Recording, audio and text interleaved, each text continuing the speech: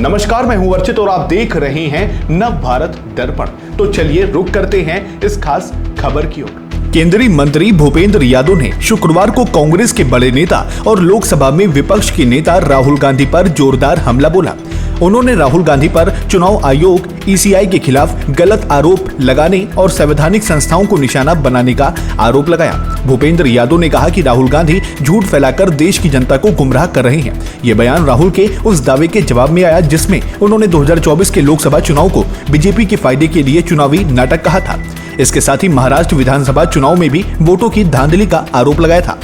केंद्रीय मंत्री ने राहुल के दावों की सच्चाई पर सवाल उठाते हुए कहा कि उनकी बातें तथ्यों से कोसों दूर हैं। राहुल ने दावा किया था कि महाराष्ट्र में 1 करोड़ नए वोटर जुड़े, लेकिन चुनाव आयोग के मुताबिक सिर्फ 40 लाख वोटरों की बढ़ोतरी हुई है। ये राहुल के दावों से 60% कम है। भूपेंद्र यादव ने तंज कसते हुए कहा, महाराष्ट्र में जहां जहां वोट बढ़े वहां वहां कांग्रेस ने ज्यादातर सीटें जीती हैं। राहुल गांधी ने 7 अगस्त को एक प्रेस कॉन्फ्रेंस में दावा किया था कि 2024 के लोकसभा चुनावों में बीजेपी को फायदा पहुंचाने के लिए चुनाव आयोग ने चुनावी खेल रचा। राहुल ने कहा कि उनकी पार्टी को कर्नाटक में 16 सीटें जीतने की उम्मीद थी, लेकिन सिर्फ 9 सीटें मिली। उन्होंने महादेवपुरा में वोटों की गड़बड़ी का दावा करते हुए कहा कि डुप्लीकेट वोटर, फर्जी पते और एक ही पते पर कई वोटरों का रजिस्ट्रेशन हुआ। राहुल गांधी ने कहा, हमारी आंतरिक सर्वे में 16 सीटें जीतने की बात थी, लेकिन हमें 9 मिली। हमने 7 हारी हुई सीटों की जांच की और महादेवपुरा पर ध्यान दिया। वहां कुल 6.26 लाख वोट पड़े।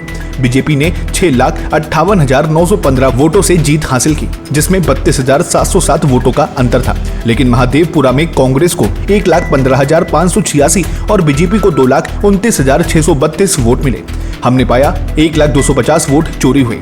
भूपेंद्र यादव ने राहुल की भाषा को निशाना बनाते हुए कहा कि वह संवैधानिक संस्थाओं और अधिकारियों के खिलाफ धमकी भरे लहजे में बात करते हैं। राहुल गांधी ने कहा कि सत्ता में आने पर वो चुनाव आयोग के बड़े छोटे अधिकारियों को सबको सबक सिखाएंगे। क्या ये भाषा विपक्ष के नेता को शोभा देती है? ऐसा भूपेंद्र यादव केंद्रीय मंत्री का कहना है।